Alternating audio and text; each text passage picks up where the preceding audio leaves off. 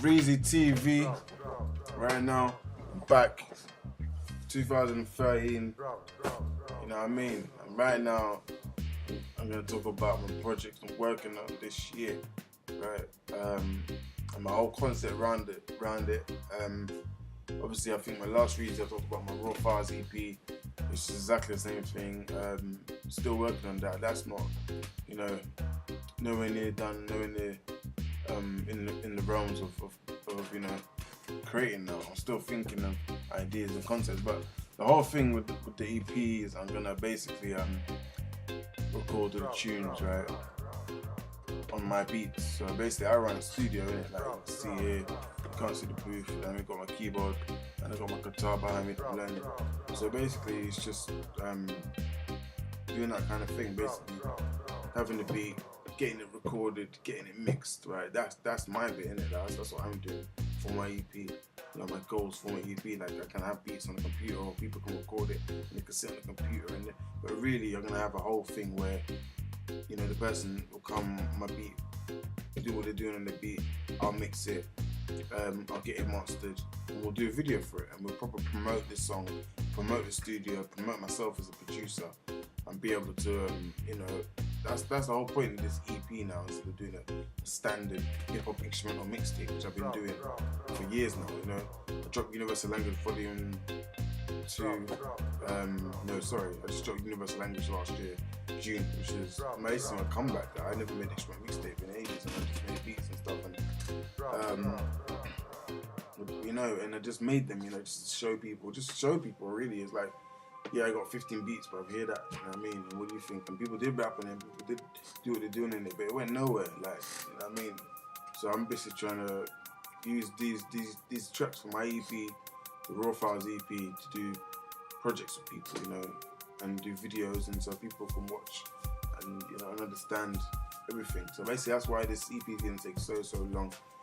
To be honest, maybe the majority of the year. So by the end of the year, I'm looking at September. Hopefully by September I have enough work that I'm satisfied with, that we could go forward, because all the stuff afterwards will not be done, like in terms of the videos and recording, so that'll be done after the mixtape's out. So it might even just be early next year. But that's just that where the tunes are gonna go. No tunes are gonna be wasted sitting on a hard drive. You know what I mean? I've done that for years, so I'm trying to push myself and be ambitious and say, yeah, every tune that I do part of this EP is gonna be recorded, mixed, and there can be a video shot for it, every single tune. So I'm looking at about 5, 6, which you think, oh, it's not enough, it's not enough. But it is if you really go for quality instead of quantity. The more time I do that, more time I have ideas, and I put all the ideas into a mixtape, and then I'm like, oh, I only like 3 tunes on that. And it's like, you know, nah, man, I won't be able to like every single beat on that and say, yeah, who made that beat? Like, and you holler that producer, you know what I mean? So I'm working on that like every day. Like today, I'm just sitting here thinking of ideas and concepts and how I want it to sound. And 100% I want different genres. It's not going to be just a hip hop instrumental EP. And you know, there's going to be like beats I'm going to put on SoundCloud. So watch out, SoundCloud/Raw Rome. Follow me, Raw Rome, on Twitter, at Raw Rome 88. So I'm going to put little segments of the beats on there. Right, segments of beats that before it comes out, you know, so you know what kind of style or what I'm going with my project, you know what I mean? And that's what I'm doing. Like, I'm back, I'm here. You know, the delay on this mixtape was just basically I had a lot of stuff to do in my studies, and I had to basically focus on that. I had to prioritize my life and make sure that I got that well and done, and I was satisfied with it. Basically, I'm back this summer. I'm just going to be sitting here creating while you're outside in this heat, which is really bad. At night, I really can't sleep. I'm up to about 3, 4 being creative, creating sounds, thinking of ideas and concepts. And basically every day I'm making ideas that will potentially build up, you know, to become one tune. Because to make a whole project that you're satisfied with is hard, because I'm a perfectionist and I want everything to be good.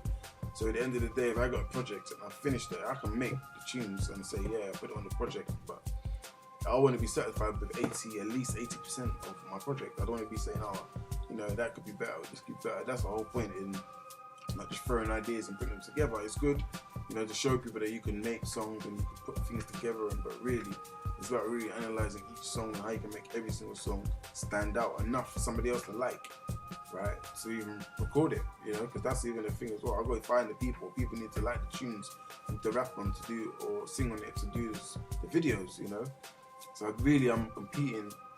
I'm not competing with myself. I'm trying to live up to the standard that, you know, the beats are good and people will like it. And I'm really pushing to make different genres. I'm definitely gonna have reggae on here. I'm definitely gonna have 100% hip hop, obviously. But like I said, I do not be 100% hip hop CD or project. I really want it to be, you know, different R&B. I want to have different dubstep and all. There's loads of stuff because that's why it's taking so long, because I've got to learn how to make that. You know, I made other songs before in other genres, but I've never actually mastered it. I've never really broken down each concept of the beat. And I'm a proper producer. I really care about how my music sounds and every single instrument, how that, you know, plays together in a tune.